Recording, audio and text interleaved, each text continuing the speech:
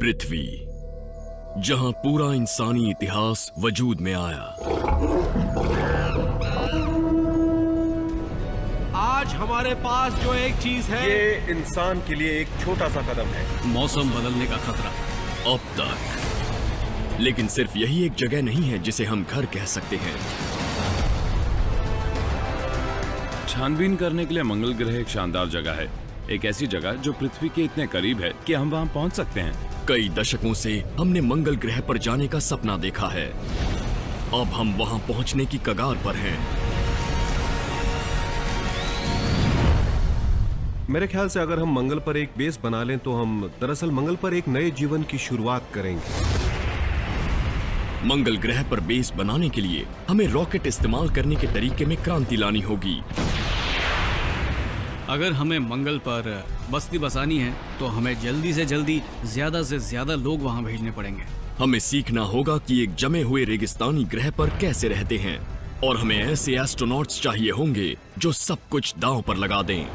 एक तरफा सफर ही असल में इसे मुमकिन बनाता है। क्या हम मंगल को अपना नया घर बना सकते हैं, या हमारी किस्मत का फैसला ब्रह्मांड करेगा?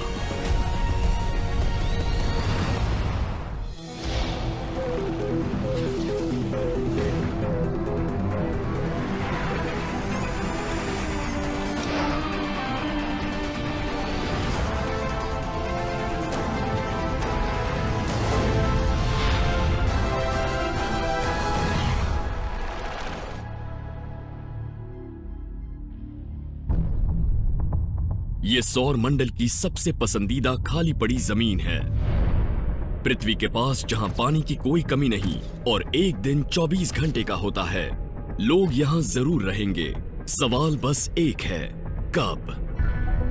ये उस क्रांतिकारी रॉकेट का डिजाइन है जो हमें वहां पहुंचा सकता है। 5, 4, 3, 2, 1, 0।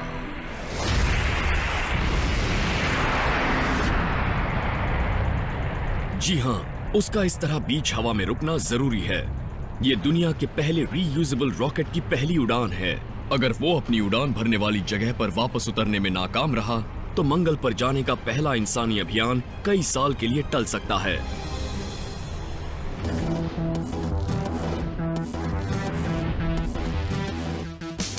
इसकी वजह समझने के लिए आपको उस कंपनी के बेजोड़ मकसदों को समझना होगा जिसने इसे बनाया है। स्पेसएक्स में नौजवान और टेक्नोलॉजी की समझ रखने वाले इंजीनियर काम करते हैं। उनके बॉस इलॉन मस्क पहले ही पेपैल और टेस्ला मोटर्स से 2 दिग्गज कंपनियों की बुनियाद हिला चुके हैं।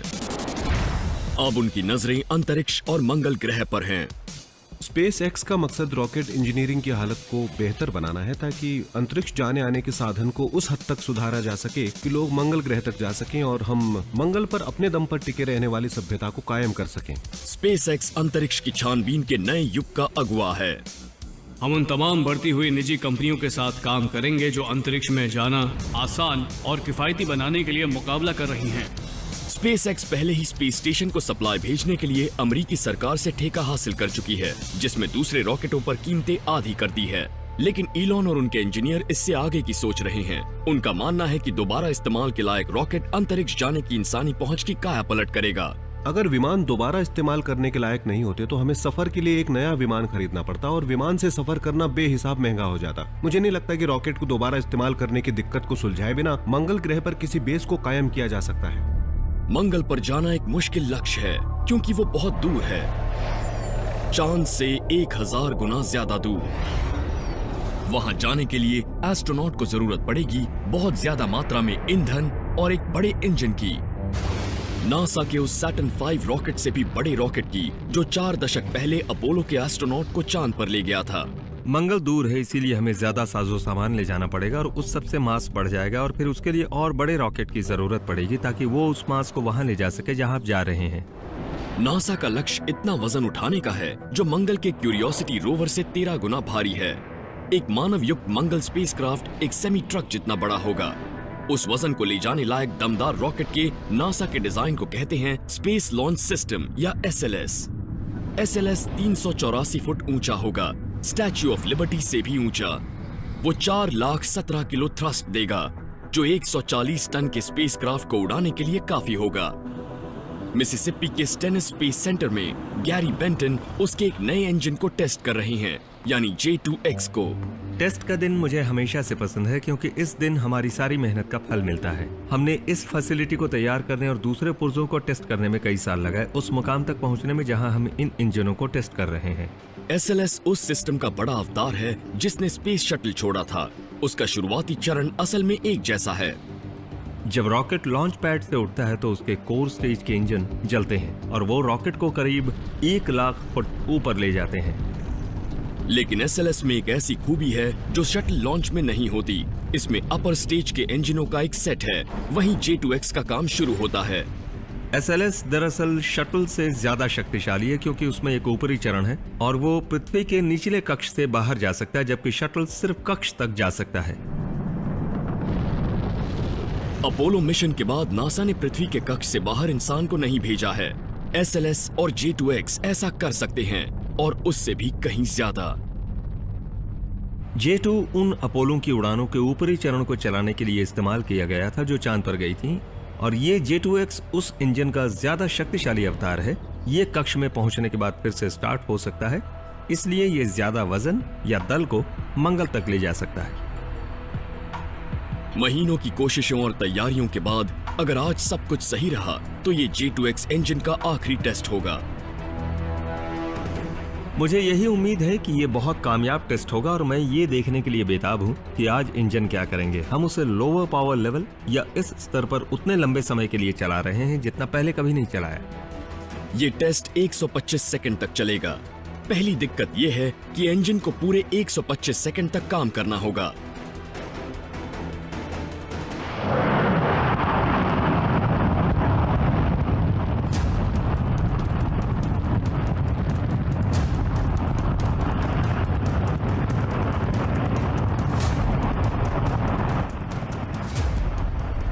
J2X का वजन 2268 किलो है, लेकिन वो 90,720 किलो थ्रस्ट पैदा करता है।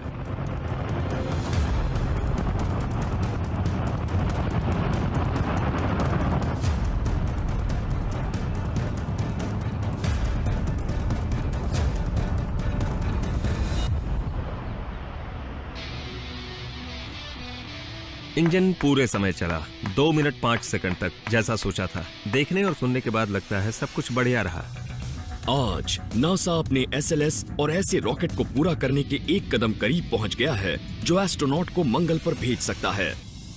पूरा होने के बाद SLS पृथ्वी पर सबसे बड़ा और सबसे शक्तिशाली रॉकेट होगा, लेकिन वो सबसे महंगा भी होगा।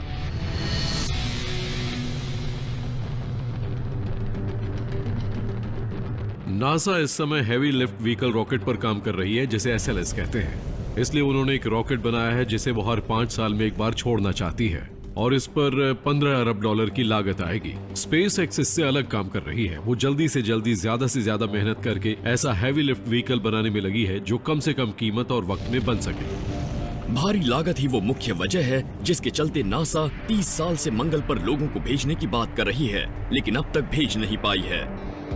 SpaceX का दोबारा इस्तेमाल करने के लायक रॉकेट उस लागत को बेहद कम करके मंगल को हमारी पहुंच में ला देगा। दरअसल होता यह है कि एक बड़ा सा रॉकेट होता है और उसके सबसे ऊपर एक कैप्सूल होता है जिसमें या तो लोग या कोई पेलोड या सैटेलाइट होती है। अब असल में सिर्फ एक चीज जो अंतरिक्ष में जाती है और लगातार इस्तेमाल होती है वो वही कैप्सूल होता है। अब आप सोचेंगे कि बाकी के रॉकेट का क्या होता है, तो वो बस वायुमंडल में जल जाता है और हम वही बदलने की कोशिश कर रहे हैं कि वायुमंडल में जलने के बजाय हम उस पूरे रॉकेट को दोबारा इस्तेमाल करके फिर उड़ाना चाहते हैं। SpaceX के नए Falcon 9R को ऐसे बनाया गया है कि वो अपने पेलोड को छोड़कर फिर वापस अपने लॉन्च पैड पर आ सके और कुछ ही घंटों के अंदर दोबारा ईंधन भर के फिर उड़ने के लिए तैयार हो सके। डिजाइन दल अब Falcon 9R की बेहद अहम पहली टेस्ट फ्लाइट होने तक दिन गिन रहा है।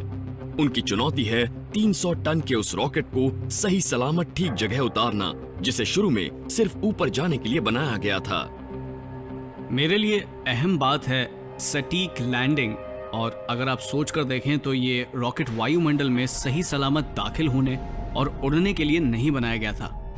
इसमें विंग नहीं होते और इसीलिए हमें ऐसा तरीका ढूंढना है कि ये वायुमंडल में से होकर उड़ सके और वापस खुद ठीक उसी जगह पर उतर सके जहाँ से वो उड़ा था, वो भी बिना इंसानी मदद के। अच्छा, तो ये है वो जगह जहाँ लेग शुरू होंगी।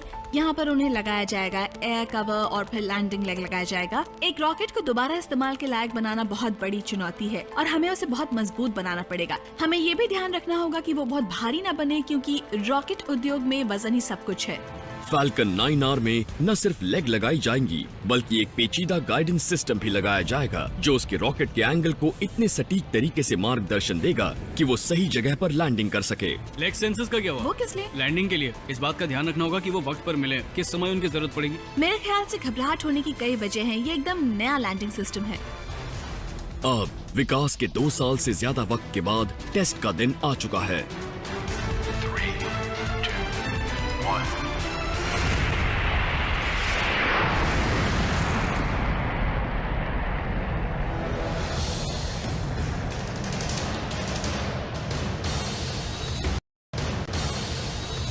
रॉकेट इंजीनियरिंग के इतिहास में पहली बार उड़ान भरना तो आसान है, लेकिन मंगल पर हमारा भविष्य इस बात पर टिका है कि क्या फाल्कन ठीक उसी जगह पर उतर सकता है जहां से वो उड़ा था। फाल्कन 9 रॉकेट एक गगनचुंबी इमारत जितना बड़ा है। उसमें रॉकेट ईंधन भरा हुआ है और हम टेक्सास के बीचों बीच हैं। और वो मैं हूँ जिसकी उंगली प्लीज अब नीचे आओ या प्लीज जो कर रहे हो उसे रोक दो वाले बटन पर है। तो डर लगता है।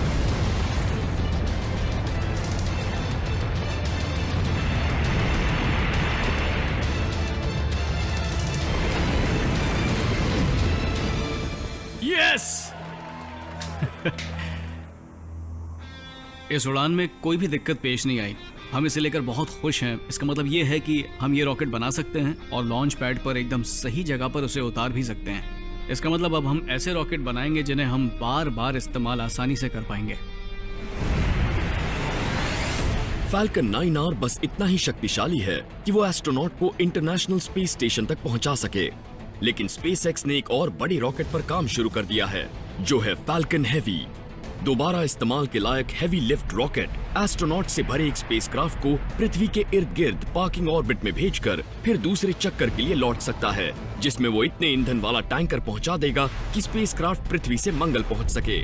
स्पेसएक्स के नजरिए से दोबारा इस्तेमाल के लायक रॉकेट न सिर्फ मंगल जाने के अकेले इंसानी मिशन की लागत कम करेंगे, बल्कि वो मंगल पर बस्तियां बसाने को बढ़ावा भी देंगे। बात यह है कि मंगल पर पहुंचने के लिए सबसे सही वक्त तब होता है जब ग्रह एक सीध में होते हैं, ताकि वहां पहुंचना सबसे किफायती हो सके। इसलिए अगर हमें मंगल पर बस्ती बसानी है तो हमें जल्दी से जल्दी ज्यादा से ज्यादा लोगों को वहां भेजना चाहिए और कुछ साल के बजाय कुछ घंटों के अंदर दोबारा उड़ान भरनी चाहिए। अगर हम मंगल ग्रह पर पहुंचने की लागत को $5 लाख से कम कर सकें और उम्मीद है आगे चलकर उससे भी कम करने में कामयाब रहे, तो मुझे लगता है कि काफी लोग पृथ्वी पर अपना सारा सामान बेचकर मंगल पर जाने के लिए तैयार हो जाएंगे। दोबारा इस्तेमाल के लायक रॉकेट जल्द ही एस्ट्रोनॉट को पहले से कहीं ज्यादा तादाद में कक्ष में भेजने लगेंगे, लेकिन उनके और मंगल के बीच अब भी एक बड़ी रुकावट है। क्या वो वहां तक के लंबे सफर को झेल पाएंगे?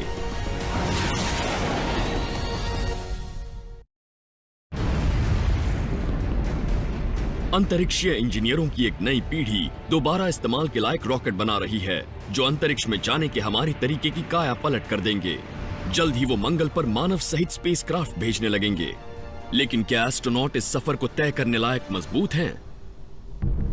उनके कैप्सूल को, जिसमें एक छोटी गाड़ी से ज्यादा जगह नहीं होती, सौर मंडल के इर्द गिर्द एक लंबा चक्कर लगाना होगा, जो धीरे धीरे कक्ष से निकलकर मंगल की तरफ बढ़ेगा।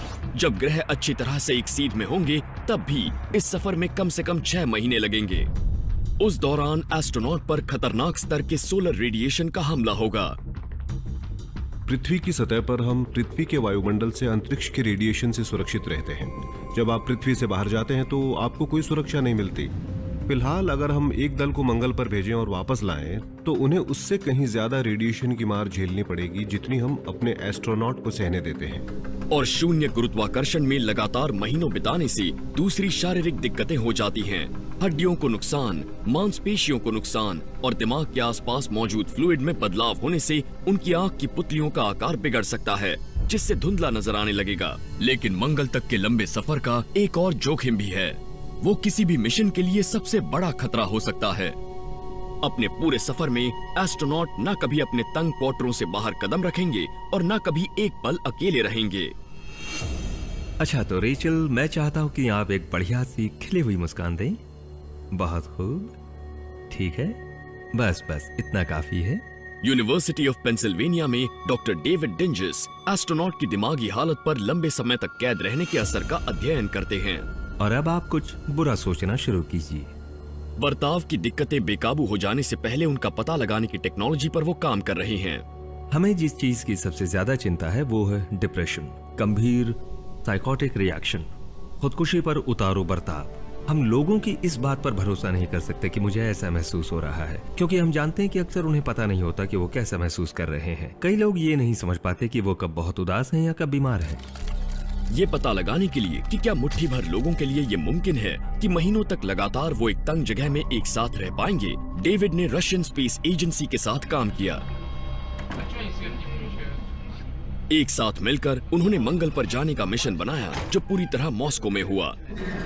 मॉस्को के इंस्टीट्यूट फॉर बायोमेडिकल प्रॉब्लम्स ने एक बड़ा कदम उठाते हुए जमीन पर एक स्पेस क्राफ्ट बनाया, जिसमें असली मिशन कंट्रोलर और असली लोग थे, जैसे कि astronaut, engineer, physician, astronaut trainer, जो यूरोप से, रूस से और एक चीन से था। सभी 6 लोग मर्द थे जो एक चैम्बर में रहे। मंगल जाने और वापस आने के पूरे मिशन के लिए रहे लगभग 17 महीने तक। Well, merry Christmas. मेरी क्रिसमस। ये देखिए, ये मेरी कैसा है? क्रिसमस। मेरी क्रिसमस। 1 साल पहले 7 जून सन 2010 को हम इस मॉड्यूल में आए थे और हम 1 साल तक बाहर नहीं निकले, और अब भी हमें 155 दिन बिताने हैं। ये अब तक किया गया सबसे लंबा स्पेस सिमुलेशन था। 520 दिन तक इन लोगों ने एक साथ खाया, इसकी शक्ल अच्छी नहीं है पर स्वाद अच्छा है, जो ज्यादा मायने रखता है। एक साथ सोए देखो ये कितने आराम से लेटा है। और काम किया। मार्स 500 मॉडल्स में हम रोज की तरह काम कर रहे हैं। एक तंग कमरे में डेविड ने उनकी हर हरकत पर नजर रखी।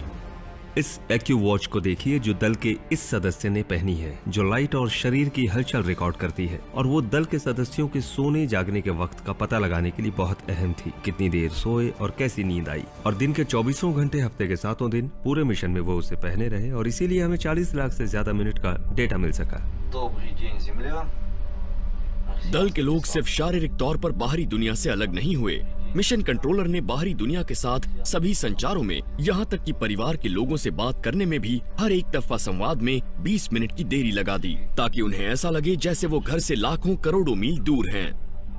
समस्याएं उस हिस्से में शुरू होने लगीं जिसे मिशन की दूसरी तिमाही कहते हैं। जैसे ही किसी को नींद न आने की बीमारी या डिप्रेशन या पूरी नींद लेने में परेशानी होती, या तनाव का असर होता, या थकान महसूस करता, या ग्राउंड कंट्रोलर से मतभेद हो जाते, तो ये सब समस्याएं बनी रहती और मिशन के बाकी समय में जमा होती रहती थी, और ये समस्याएं जल्द अपने आप सुलझती नहीं थी। जब 1.5 साल बाद दल वापस आया तो 6 में से 4 सदस्यों में बर्ताव से जुड़ी अहम परेशानियां दिखाई दी। डेविड ने इन परेशान कर देने वाले नतीजों को एक चुनौती के रूप में लिया। वो नहीं चाहते थे कि मंगल पर बसने वाली पहली इंसानी बस्ती मनोरोगियों से भरी हो। उन्होंने इस दिमागी अस्थिरता को पहले ही पहचानने की ठान ली ताकि उसका इलाज हो।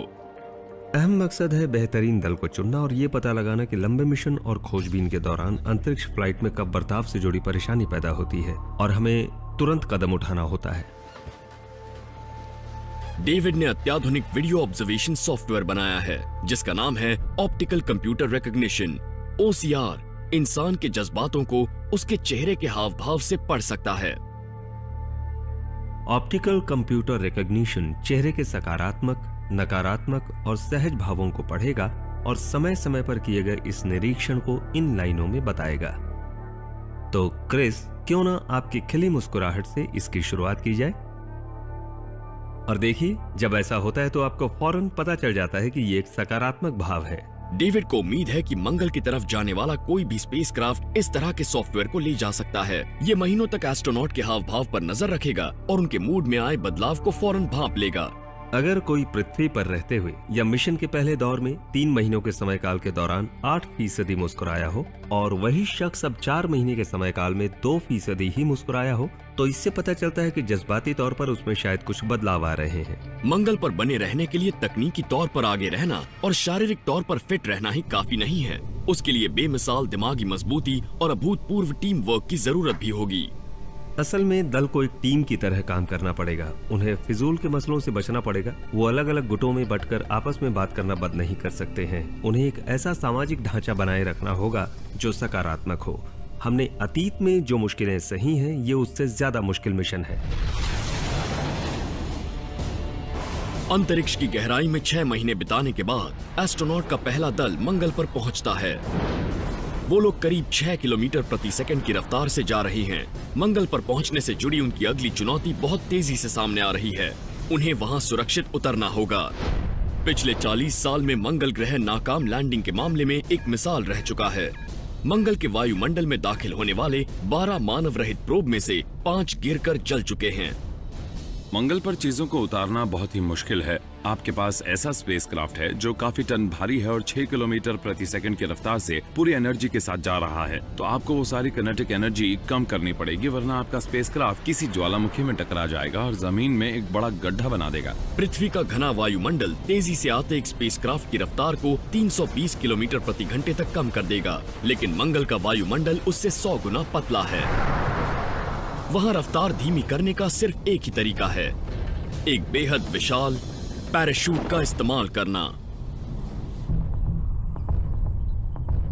JPL इंजीनियर इयन क्लार्क और माइक मीचम का काम मंगल पर क्रैश लैंडिंग को रोकना है। किसी भी मानव युक्त स्पेसक्राफ्ट का वजन करीब 40 टन होगा। इतने भारी वजन के लिए उन्हें एकदम नए तरह के पैराशूट की जरूरत होगी। 1 साल पहले हमने मंगल की सतह पर 1 टन का रोवर उतारा था, क्यूरियोसिटी रोवर, और उसे बनाने में वो सारी तकनीक इस्तेमाल हो गई जो हमने पिछले 4 दशकों में विकसित की थी, और अब हम उसके अधिकतम स्तर पर पहुंच चुके हैं। जिस पैराशूट को हम टेस्ट कर रहे हैं वो करीब 45,000 किलो वजन उठाने के लिए बना है, और ये काबिल तारीफ बात है, खासकर इसलिए क्योंकि अकेले पैराशूट का अपना वजन 90 किलो है, यानी ये बेहद हल्का है। ये उन चीजों से बना है जिससे आप अपना कैंपिंग टेंट बनाते हैं, यानी मुख्य तौर पर नायलॉन, जिसमें थोड़ा वैसा केबलर होता है जिससे हम बुलेट प्रूफ जैकेट बनाते हैं। माइक इस दल के जिद्दी वैज्ञानिक माने जाते हैं। उनका काम ये पता लगाना है कि ऐसा पैराशूट कैसे बनाएं और टेस्ट करें जो सुपरसोनिक रफ्तार पर भी टूटकर अलग ना हो। जिस पैराशूट का हम टेस्ट करने जा रहे हैं वो इतना बड़ा है कि मौजूदा कोई भी विंड टनल उसे पकड़ कर नहीं रख सकती। वो इतनी बड़ी नहीं है। तो हमने उस हर संभावित उपाय पर गौर करना शुरू किया जिसकी मदद से हम मंगल पर उतरने वाले पैराशूट का टेस्ट कर सकें, और उसके लिए हम हर मुमकिन कोशिश कर रहे हैं। फिर उन लोगों ने जो करने का सोचा उसमें शामिल है एक night hawk military helicopter, 4 mark 70 missile rocket engine, 4000 foot लंबी रस्सी और 30 लोगों का सहायक दल। सबसे पहले हेलीकॉप्टर 90 किलो के उस पैराशूट को उठाता है जिसके पीछे एक लंबी रस्सी लटक रही है। फिर 4100 फुट की ऊंचाई पर जाकर हेलीकॉप्टर पैराशूट को छोड़ देता है और पैराशूट खुल जाता है। रस्सी के सिरे पर हार्डवेयर का एक टुकड़ा लगा है जिसे बुलेट कहते हैं, जिसे रॉकेट से चलने वाली उस स्लेड के आखिर में लगी बड़ी फनल में गिरना होगा।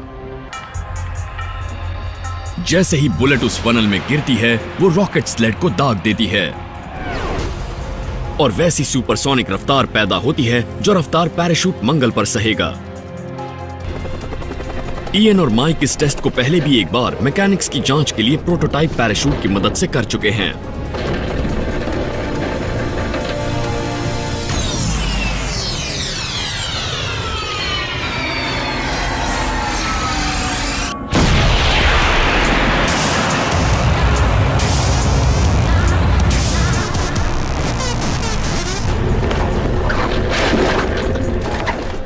पैराशूट टिक नहीं पाया, लेकिन उसकी जरूरत भी नहीं थी।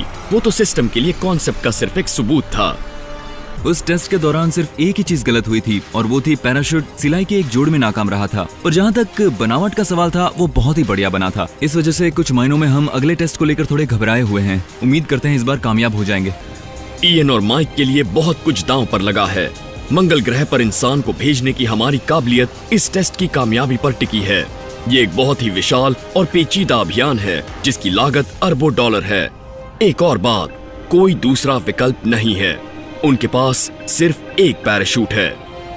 इतना तो पक्का है कि आज रात मैं सो नहीं पाऊंगा। कल हमें तड़के 3 बजे काम पर लगना है, और मैं थोड़ा नर्वस भी हूँ क्योंकि कई सारी अलग अलग चीजें हैं जिन्हें एक साथ लाना है।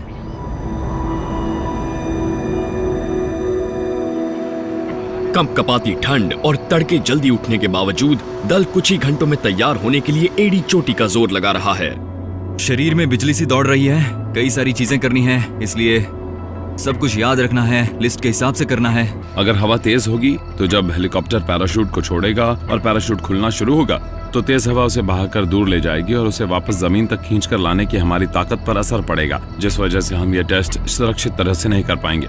इयन पैराशूट पर नजर रखते हैं और माइक उससे जुड़ी तकरीबन 1220 मीटर लंबी रस्सी की जांच करते हैं। उसके मुकाबले में कुछ ज्यादा ही बेफिक्र हूँ, लेकिन समय करीब आ रहा है इसलिए मैं थोड़ा घबराया हुआ हूँ, थोड़ा जोश में भी हूँ। और ये पूरा अभियान, ये पूरा इंफ्रास्ट्रक्चर, वो सारी चीजें जिसकी तैयारी हम पिछले 1 साल से कर रहे हैं, वो सब इस बात से जुड़ी हैं कि क्या ये पैराशूट इतना मजबूत है कि उस एरोडायनामिक वजन को झेल सकेगा जो मंगल पर काम करने के लिए जरूरी है। हम सब उम्मीद करते हैं कि कामयाब होंगे।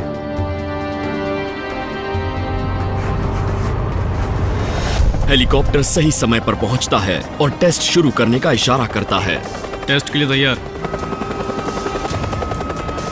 उसने पकड़ लिया है, रस्सी ऊपर जा रही है। लगभग 1250 मीटर की ऊंचाई तक पहुंचने में हेलीकॉप्टर को काफी वक्त लगेगा। वो ऊपर तक पहुंच गया है। वक्त हो गया है। 3, 2, 1, छोड़ो, छोड़ो। उसने छोड़ दिया है। हो गया।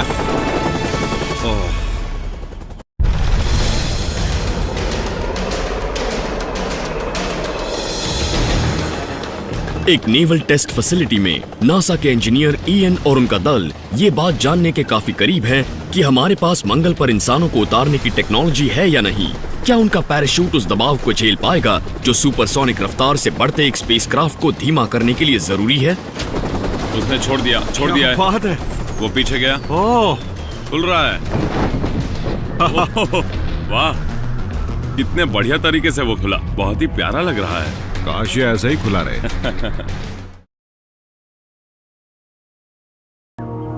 पृथ्वी पर मौसम का अनुमान लगा पाना उतना मुश्किल नहीं है जितना मुश्किल मंगल पर है।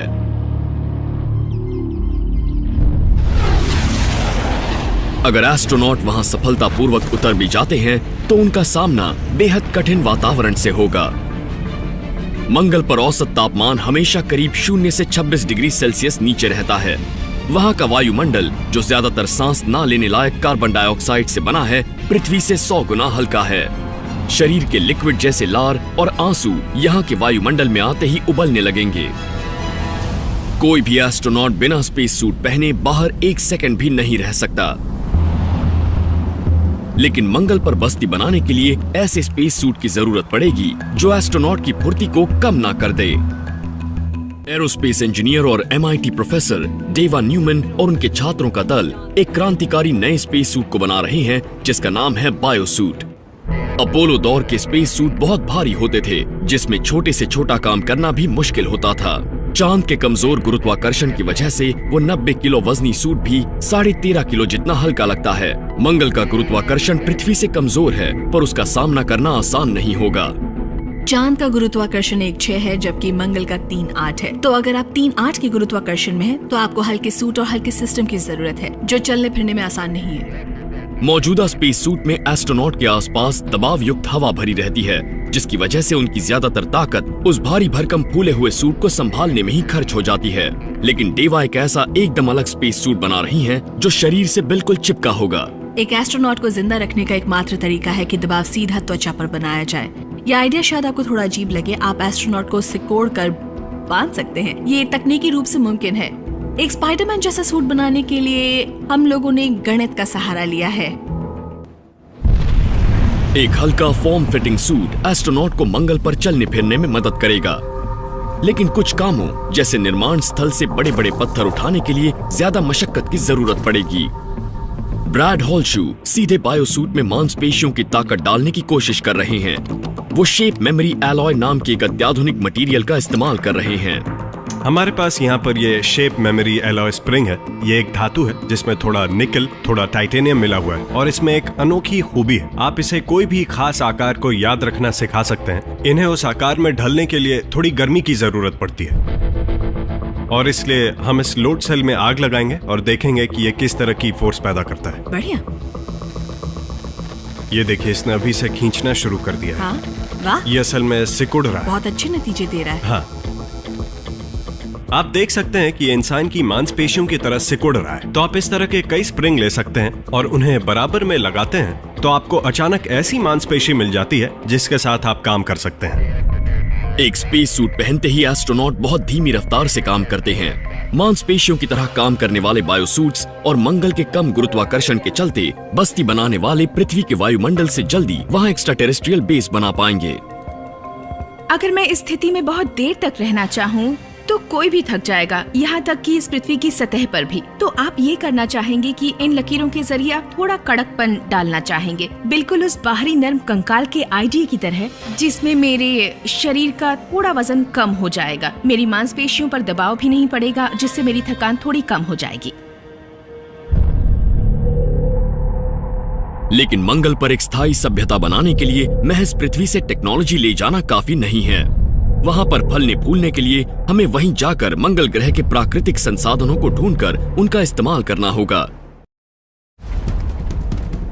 अगर लुइस और क्लार्क अमेरिकी महाद्वीप को अपने साथ लाई सारी खाने की चीजों, पानी और हवा से पार करने की कोशिश करते, जो वो अपने और अपने घोड़ों के लिए 3 साल के अंतर महाद्वीपीय सफर को ध्यान में रखकर लाए थे, तो वो महाद्वीप को पार नहीं कर पाते। वो ये इसलिए कर पाए क्योंकि वो वहीं के माहौल में मौजूद संसाधनों का इस्तेमाल कर रहे थे। हमें मंगल ग्रह पर भी वहीं के संसाधनों पर गुजारा करना पड़ेगा। एक बंजर बर्फीले ग्रह पर किस तरह जिंदा रहा जाए, ये सीखना ही इस साहसिक अभियान का मकसद है, जो यूटा के रेगिस्तान के सुदूर जंगली इलाके में चल रहा है। मंगल तक पहुंचने और वहां के बेहद मुश्किल वातावरण में जिंदा रहने की ये कोशिश हमारी टेक्नोलॉजी और इंसान की सहनशीलता को नई ऊंचाइयों तक ले जाएगी। जब हम चांद पर गए तब नासा ने अपनी क्षमताओं को धीरे धीरे परखा था। नील आर्मस्ट्रांग और बज एल्ड्रिन ने चांद पर कुछ ही घंटे बिताए थे। फिर अपोलो 17 से एस्ट्रोनॉट्स ने वहां 3 दिन से भी ज्यादा बिताए थे। लेकिन मंगल ग्रह पर जाने के लिए हम ऐसे छोटे छोटे कदम नहीं उठा सकते। जैसे ही पृथ्वी और मंगल सही तरह से एक सीध में आएंगे, हमें सिर्फ रॉकेट पावर के जरिए वहां पहुंचना होगा। जैसे ही वहां दल उतरेगा, उन्हें वापस आने के लिए 1.5 साल तक इंतजार करना होगा, जब तक पृथ्वी और मंगल एक बार फिर सीध में नहीं आ जाते। हम इतने लंबे समय तक रहने के लिए भरपूर खाना और पानी नहीं ले जा सकते। हमें बंजर और बर्फीले ग्रह पर वहीं के संसाधनों पर गुजारा करना होगा। क्या ऐसा हो सकता है? ये पता लगाने के लिए दुनिया भर से आए 7 वैज्ञानिकों, इंजीनियरों और छात्रों का दल यूटा रेगिस्तान के एक अस्थायी बेस में रह रहा है, जिसे मार्स डेजर्ट रिसर्च स्टेशन कहते हैं। मार्स सोसाइटी, जिसका मैं प्रमुख हूँ, उसके प्रैक्टिस मार्स मिशन है। एक आर्कटिक में है, दूसरा अमेरिका के रेगिस्तान में, जहां हम अलग अलग समय के लिए दल भेजते हैं। ज्यादातर 2 हफ्तों के लिए, लेकिन कई बार 4 महीनों के लिए भी। अब 1 साल के लिए भेजना चाहते हैं और हम उस इलाके को अच्छी तरह समझने का कार्यक्रम करने को कहते हैं, जैसे वो मंगल पर काम कर रहे हो। ये है वो छोटा सा प्यारा सा घर उन 18 महीनों के लिए। दल के सदस्य 1300 स्क्वायर फुट की इस तंग जगह में खाते, सोते और काम करते हैं, सिर्फ चुनिंदा जरूरी चीजों के साथ।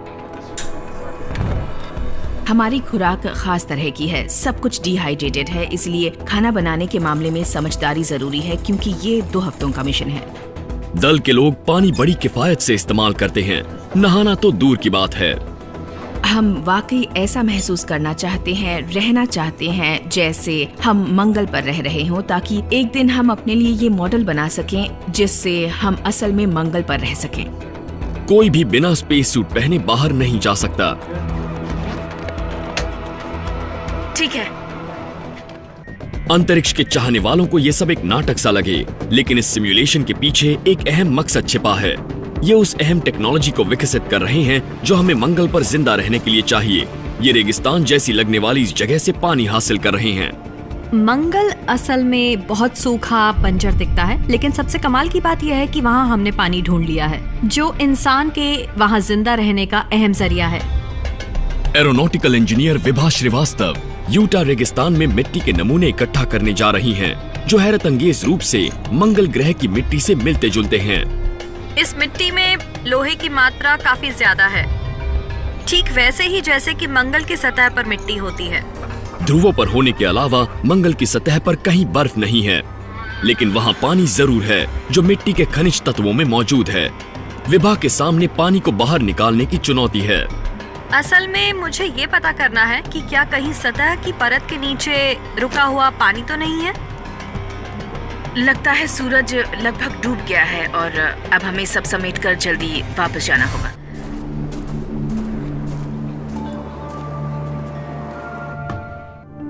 मंगल पर जीने के लिए सभी जरूरी संसाधन मौजूद हैं और इसलिए टेक्नोलॉजिकल सभ्यता भी मौजूद है।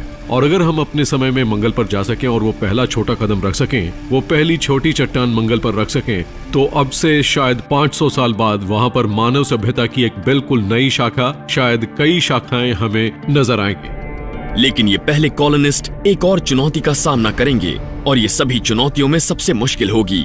मंगल की उनकी यात्रा एक तरफा हो सकती है। मंगल मिशन की मुश्किल है वापस आने के लिए जरूरी ईंधन और रसद। मंगल पर पहुंचने के लिए हर 1 किलो ईंधन के एवज में आपको 15, 20 या 30 किलो का प्रोपेलेंट पृथ्वी से भेजना पड़ता है, सिर्फ उस प्रोपेलेंट को मंगल तक पहुंचाने के लिए, ताकि वो आपको वापस ला सके। अगर आज हम मंगल पर नहीं पहुंचे हैं, तो उसकी यही सबसे बड़ी वजह है। वो टेक्नोलॉजी जिससे वापसी की यात्रा संभव हो सके, उसे विकसित होने में अभी कई साल लगेंगे। अगर आपको वापस लौट के ना आना पड़े तो ये और भी आसान हो जाता और इस तरह अचानक पूरा मिशन संभव हो जाता है। लेकिन अब आपको ऐसे लोग चाहिए जो अपनी बाकी की जिंदगी उन छोटे से बंद केबिन में गुजारने को तैयार हो, वो भी उस वातावरण में जहां बाहर निकलते ही 3 सेकंड में उनकी मौत हो जाएगी। माने या ना माने, लोग ऐसा करने के लिए अपना नाम दर्ज करवा रहे हैं और एक उद्यमी का दावा है कि वो लोगों को बाकी किसी से भी जल्दी वहाँ पहुँचा सकते हैं। बहुत सारी वजहों के चलते मैं मंगल पर जाना चाहती हूँ। हम ऐसी टेक्नोलॉजी हासिल करने के करीब हैं जिससे हम मंगल पर पहुंच जाएंगे और वहां मानव बस्ती बनाना शुरू कर देंगे। लेकिन नासा और स्पेसएक्स की इंसानों को मंगल तक पहुंचाने की योजना में कम से कम 2 दशक लगेंगे, क्योंकि वो एक पहेली का जवाब अब भी ढूंढ नहीं पाए हैं। वहां से लोगों को वापस लाना। बैज लैंड्सडॉर्फ, जो मार्स 1 नाम के स्पेस एक्सप्लोरेशन कॉर्पोरेशन के जनक हैं, सन 2024 तक लोगों को मंगल तक ले जाने की योजना बना रहे हैं। लेकिन कैसे? असल में वो लोगों को वापसी यात्रा का विकल्प नहीं देंगे। मार्स 1 एक मिशन के तहत स्थायी करार कर रहा है, सिर्फ एक तरफा यात्रा का, क्योंकि सिर्फ एक तरफा यात्रा से ही ये मुमकिन हो सकेगा। बैज ने ये जान लिया था कि अपनी जिंदगी में मंगल पर इंसानी बस्तियां बनाने के लिए वहां से पृथ्वी पर वापसी की यात्रा से जुड़ी परेशानियों को दरकिनार करना होगा। इंसान को भविष्य में बहुत जल्द मंगल पर भेजने के लिए स्थायी तौर पर वहां भेजने जैसे करार से बढ़कर और कोई रास्ता नहीं है, क्योंकि वापसी यात्रा के मिशन में काफी जटिलताएं हैं। अगर मंगल पर वापसी यात्रा के लिए कोई रॉकेट खड़ा भी होता, तब भी मैं स्थायी तौर पर वहीं रहने वाला मिशन चलाता, क्योंकि अगर आप मंगल पर ही बस जाते हैं तो ये सचमुच मानव जगत के लिए एक मील का पत्थर साबित होगा। मार्स 1 लॉकहीड मार्टिन के साथ मिलकर एक तरफा यात्रा वाला स्पेसक्राफ्ट बना रहे हैं, लेकिन इसमें और भी बड़ी चुनौती है। भला कौन ऐसा जांबाज होगा जो अपनी मर्जी से अपनी बाकी जिंदगी अंतरिक्ष के जहरीले ग्रह पर एक बेहद तंग जगह में बिताने को तैयार होगा? मैं मंगल ग्रह पर जाना चाहता हूँ, क्योंकि पता नहीं कब से ये मेरा एक सपना रहा है। मैंने विज्ञान और इंजीनियरिंग दोनों में बहुत पढ़ाई की है, क्योंकि मुझे मजाक पसंद है। मैं वादा करती हूँ कि मैं मंगल पर सबसे ज्यादा मजाकिया लड़की होंगी। हाँ, अगर आपने किसी टॉप कॉमेडियन को वहाँ बुला लिया तो मेरा नंबर दूसरा होगा। मैं वहाँ डांस करना चाहती हूँ। मैं वॉलीबॉल खेलता हूँ, स्नोबोर्ड, स्कूबा डाइव करता हूँ।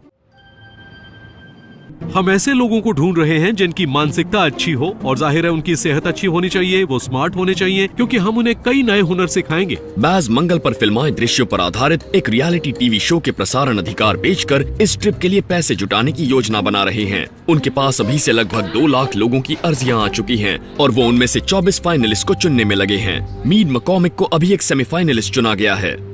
मैंने अभी California institute of the art से ग्रेजुएशन किया है। क्या अपने परिवार से आपका संपर्क रहता है? हाँ, बेशक। मैं अपनी माँ से तकरीबन हर दिन बात करती हूँ, हर दूसरे दिन पापा से भी, और मेरे कोई भाई बहन नहीं है, बस वो दोनों ही हैं। अच्छा, अगर आप उन्हें कभी वापस ना देख पाए तो मार्स 1 के एस्ट्रोनॉट मंगल पर जाने से पहले 4 लोगों के दल में 10 साल तक ट्रेनिंग करेंगे। मंगल पर बेस बनाने के कुछ सालों बाद अगला दल उनके साथ शामिल होने के लिए आएगा। शुरू के कुछ सालों में निर्माण स्थल पर बहुत ज्यादा काम होगा, खासकर पहले के कुछ महीनों में, जैसे मॉड्यूल्स को एक दूसरे से जोड़ना, सोलर पैनल लगाना, ग्रीन हाउस के साजो सामान को लगाना। मंगल ग्रह पर बहुत सीमित मात्रा में पानी होगा, इसलिए आपको शायद कुछ सालों तक नहाने को नहीं मिले। अपना खाना खुद उगाना पड़ेगा, आपका ज्यादातर समय वही करने में जाएगा। क्या आपको ये सब सोचकर डर लग रहा है? नहीं, क्योंकि ये अनुभव का हिस्सा है, क्योंकि हर कदम पर आपको वहाँ एक नया अनुभव मिलेगा, कुछ नई चीजें सीखने को मिलेगी। आप मंगल पर जाने वाले पहले शख्स होंगे। हम जो भी करेंगे उसमें कुछ नया होगा, मजेदार होगा। कई लोग ये जानकर बहुत हैरान हैं कि कुछ लोग मंगल पर हमेशा के लिए बसने में दिलचस्पी ले रहे हैं, यानी एक तरफा ट्रिप पर जाने में। लेकिन आपको ये नहीं भूलना चाहिए कि ऐसा हमारे ग्रह पर इतिहास में होता आया है। हमने एक जगह से शुरुआत की थी और पूरी दुनिया में फैल गए। क्या आपको सब कुछ पीछे छोड़ जाना पागलपन नहीं लगता? नहीं, मुझे नहीं लगता, लेकिन जैसा मैंने कहा कि दुनिया को आगे ले जाने के लिए इस तरह की अजीबोगरीब चीजें करना बहुत जरूरी है। सदियों से हम ऐसे सपने देखने वालों को पागल कहते आए हैं जब तक उन्होंने कुछ हासिल नहीं कर लिया। फिर हम उन्हें हीरो कहते हैं। हो सकता है 100 साल बाद हम उन्हें मंगल ग्रह पर फलती फूलती मानव बस्ती के जनक कहकर पुकारें। अमेरिका का निर्माण करने की कोशिश में कई लोगों ने अपनी जान कुर्बान कर दी थी, ये जानते हुए कि ज्यादातर मामलों में मरने की संभावनाएं ज्यादा थीं बजाय इसके कि वो घर बैठे रहते। ये दरअसल वक्त की पुकार है। मेरा मतलब है इस वक्त को हमेशा याद रखा जाएगा, क्योंकि ये पहली बार होगा जब हम एक दूसरी दुनिया की तरफ कदम बढ़ाएंगे, और मुझे यकीन है कि हम जरूर बढ़ाएंगे। हमारे सामने बहुत जोखिम और टेक्नोलॉजी से जुड़ी रुकावटें हैं, लेकिन कुछ भी हमें मंगल तक जाने से नहीं रोक पाएगा।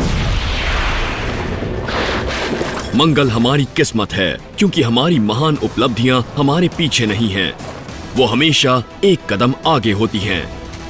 अगर आप मंगल पर रहने जा रहे हैं तो ये हमारे उद्गम की दिशा में एक बड़ा कदम होगा। ये मानव जगत के लिए एक बड़ा कदम होगा, और ये उस कोशिश का विस्तार होगा जो कोशिश हमारा मानव समाज पिछले 50,000 साल से करता आ रहा है। मंगल ग्रह पर पहला कदम रखने वाला इंसान आज जिंदा है। क्या वो आपका भाई है? क्या वो आपका कोई कजिन है? या क्या वो आप खुद हैं?